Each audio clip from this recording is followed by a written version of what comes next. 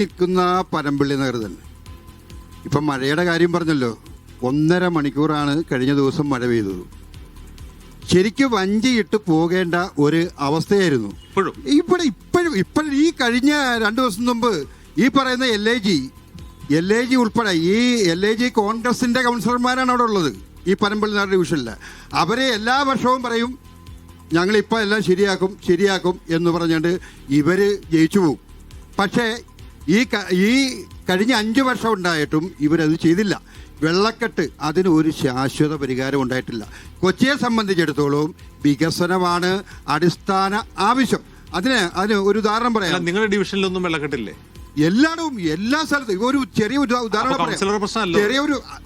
അത് കൊച്ചിയിലാണ് പ്രത്യേകത. 1.5 മണിക്കൂർ, അത് ഒരു ദിവസം മഴ പെയ്തിരുന്നെങ്കിൽ ഈ മേയർ ഉൾപ്പെടെയുള്ളവര് വഞ്ചിക്കകത്ത് പോലും പോകാൻ പറ്റാത്ത സാഹചര്യം ഉണ്ടായിരുന്നു കഴിഞ്ഞ ദിവസം. അത് ഈ കൊച്ചി മുഴുവനുമാണ്. അപ്പം ഞങ്ങൾ പറയുന്നത് BJPയുടെ നേതൃത്വത്തിലുള്ള ദേശീയ ജനാധിപത്യ സഖ്യം പറയുന്നത് എന്താണെന്ന് വെച്ചാൽ ഇവിടുത്തെ അടിസ്ഥാന വികസനമാണ് ആവശ്യം. മനസ്സിലായോ? ഞങ്ങൾ പറയാം, ഇവിടെ തെരുവോര കച്ചവടം, ഇവിടെ ലൈസൻസ് ഒക്കെ മേയർ കൊടുത്തിട്ടുണ്ട്, തെരുവോര കച്ചവടക്കാരുണ്ട്. അവരെ പോലും പുനരുദ്ധരിപ്പിക്കുന്ന പദ്ധതി, അതായത് കേന്ദ്ര സർക്കാർ അവർക്ക് ചെറിയ പലിശയ്ക്ക് വായ്പ, അതായത് ഏറ്റവും താഴെ തട്ടിലുള്ളത് മുതൽ എല്ലാ വികസനത്തിനും ഈ കേന്ദ്ര സർക്കാർ ശ്രമിക്കുന്നുണ്ട്.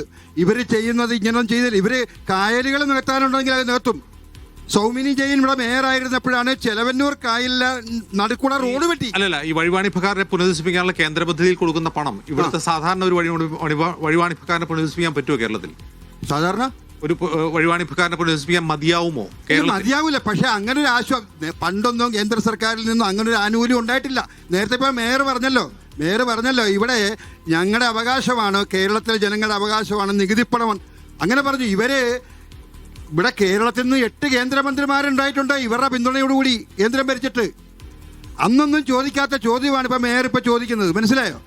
ഇപ്പോൾ കേന്ദ്ര സർക്കാർ വന്നു കഴിഞ്ഞപ്പോൾ അടിസ്ഥാന വികസനങ്ങളൊക്കെ നടപ്പാക്കുന്നതിന് വേണ്ടി ഇഷ്ടം പോലെ ഫണ്ട് മേയർ ചോദിച്ചു കഴിഞ്ഞാൽ തരൂല്ലെന്ന് പറയില്ല. അല്ലെ മേയർ പറയട്ടെ.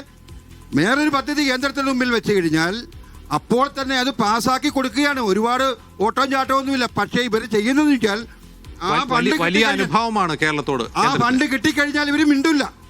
അല്ല, അങ്ങനെയാണ്. നരേന്ദ്രമോദിയുടെ ആണെന്ന് പറയില്ല. ഒരു പദ്ധതി വെച്ചാൽ വലിയ അനുഭവം പറയില്ല.